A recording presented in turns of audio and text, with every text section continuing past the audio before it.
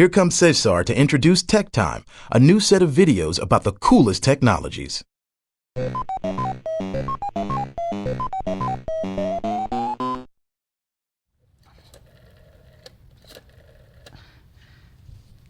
How do I text on this? There's no screen, and where's the keyboard? This is the phone your grandmother probably used. So how do we get from this to this? Technology. It's always getting better, and our gadgets are getting faster and even cooler all the time. But can technology ever replace people?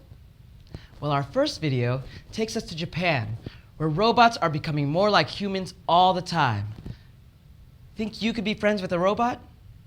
Check it out.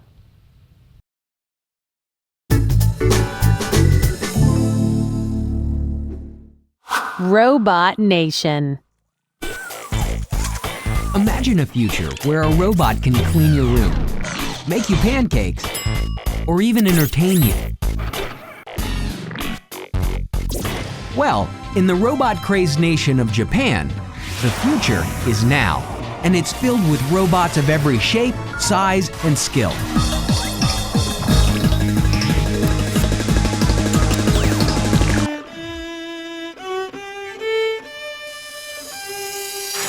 The science of robotics is more advanced than ever before. But in this Asian country, engineers are coming up with robots that are more than just machines. These robots are programmed to perform everyday tasks that usually require people skills. This engineer demonstrates how a robot nurse is able to lift a patient more easily and more adorably than a person could. I designed it this way because a cute face can give peace of mind to the people being lifted up. And a robot chef can dish out bowls of steaming hot noodles at lightning speed. In the future, Japan may turn to robots like these because they're cheaper and faster than real humans. And speaking of real humans, the newest generation of robots is more lifelike and human than ever. Check out this android receptionist at an office in Japan's capital city of Tokyo. Genki? Genki? She's designed to look, act, and respond just like a real person when people ask her questions. Think you're smarter than a robot? Try having one as your teacher. In this classroom, a robot, not a human, leads the lesson. And many classrooms will be following Japan's lead. Engineers in the United States are also developing robot teachers. And this one's a real genius, or at least he looks like one. At the University of California in San Diego, a robot modeled after the famous scientist Albert Einstein is being programmed to recognize faces, sounds, and even human emotions for a future career as a high school teacher. He may not have Einstein's brain, but they totally nailed the hair. Japanese engineers believe that one day robots will do even more than serve us and teach us. They'll be our friends and companions, or even our pets. This cute baby seal, named Pero, is actually a robot programmed to respond like a cuddly animal when you hug it and pet it. Or, if you want to be your own best friend, maybe you can do what this Japanese scientist did. Create a robot that looks and acts just like you. Real or robotic? Which one would you rather be friends with?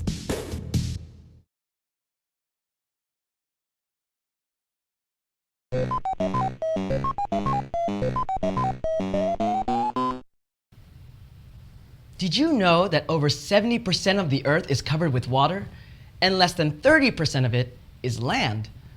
Scientists have only explored a tiny part of the oceans, which means we don't really know what's going on most of our planet. But in this video, you'll meet a famous deep sea explorer who is using technology to finally unlock the secrets of the ocean. Dr. Robert Ballard wants the world to see the amazing things he's discovered in the deep. Do you think it's worth it to explore the deep sea? Let's dive in and find out.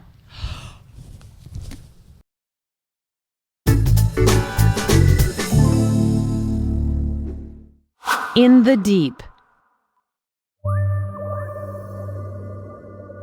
Have you ever wondered what's lurking in the darkest depths of the sea? Believe it or not, about 95% of the world's oceans have never been explored. But that's beginning to change thanks to tech tools that allow scientists to see the sea like never before. All right, let's go. We're gonna get it this time, guys. Dr. Robert Ballard is the granddaddy of deep sea exploration. He's discovered everything from 10-foot tube worms to the Titanic, the most famous shipwreck in history.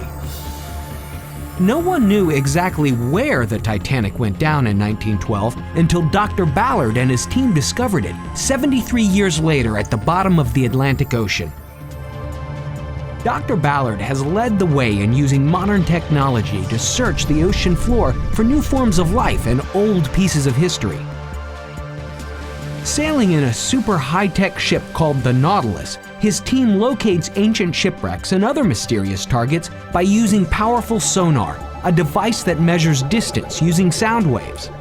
A little dot like this on the sonar screen could be the next great discovery. To find out, they send a remotely operated vehicle, or ROV, to investigate. A pilot guides the ROV and its cameras to the target 1,500 feet below, as experts watch and wait to identify what they found. Zoom out just a little to frame it, Bob, so they get the whole image. Perfect.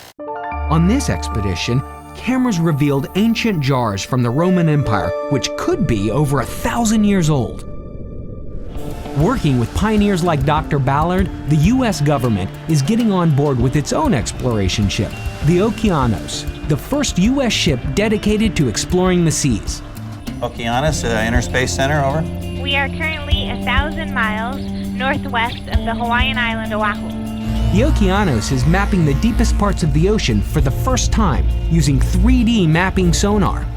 Other expedition teams are also studying undersea habitats, using underwater robots to snip, snatch, and suck up samples of sea life in some of the remotest parts of the world. And they're sending back amazing video images using high-definition cameras. The coolest part is, those images go live from ship to shore over the internet, so scientists at command centers all over the US and even students can watch the discoveries as they're made.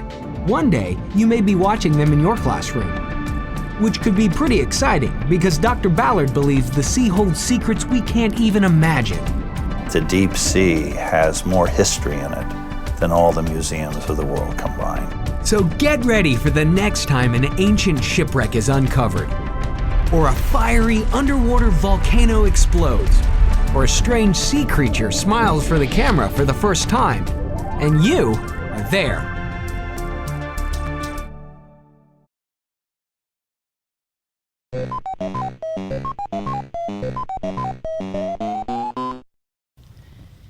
In 2010, one of the world's most dramatic stories was unfolding in the country of Chile in South America.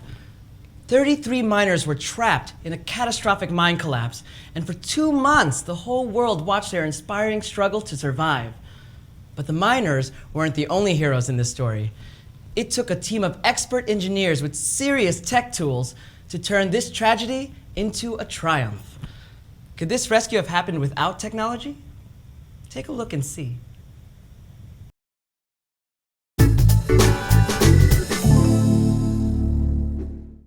Trapped.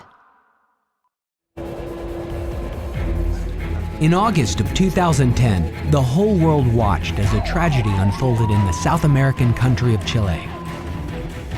A deadly collapse inside a copper and gold mine had left 33 miners trapped under half a mile of solid rock. Rescuers couldn't reach them, and no one knew if they were alive. Engineers drilled a series of 6-inch holes straight into the mine, trying to pierce the tunnels and locate the missing men, as the miners' families watched and waited, hoping for a miracle. But as days turned into weeks, many people were losing hope. Everyone knew the miners had only 2 days' worth of food and no way to get fresh air. And many feared the worst. Until day 17, as one of the drills settled deep in the ground, a banging sound came back. Someone was alive. The drill came up with a note attached, a note that shocked and rocked the world. We are fine, all 33 of us. A camera confirmed that it was true. The miners were gathered in a refuge 2,300 feet below the ground, in the deepest part of the mine. They were weak from hunger and wilting in the 95-degree heat, but thanks to the leadership of their foreman, Luis Urzua, they had miraculously survived for 17 days, living on a sip of milk, a cracker, and a spoonful of tuna every other day. But they were still trapped, and only an amazing feat of technology could get them out. 3 crews of engineers arrived on the scene with 3 powerful drills and a daring plan: to drill a 28-inch shaft nearly a half-mile down, then lower a steel cage barely big enough for one man and bring each miner out. But that was going to take months, and no one had ever survived underground that long. To keep the miners healthy, rescue teams sent them daily supplies of food, water, and medicine through long metal tubes. Telephone cables and video cameras went down, too, connecting the miners with the world outside. Luis encouraged his men to stay positive as the drilling teams raced against time. Finally, against all odds, it happened. 68 days after the mine had collapsed, one of the drills broke through to the men. A special capsule was slowly lowered down the hole. And 15 minutes later, the first miner appeared. And the celebration began.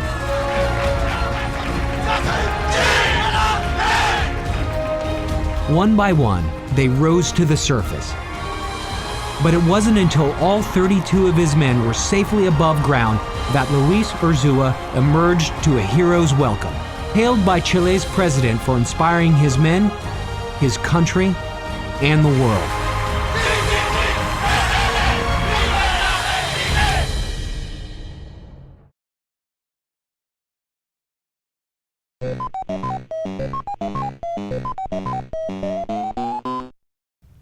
Making body parts in a lab used to be something you'd see in a horror movie, but today it's real science.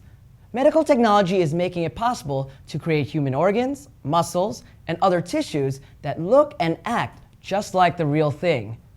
But before you get too creeped out, just imagine all the people this kind of technology will help in the future. Check out the video and learn more about it.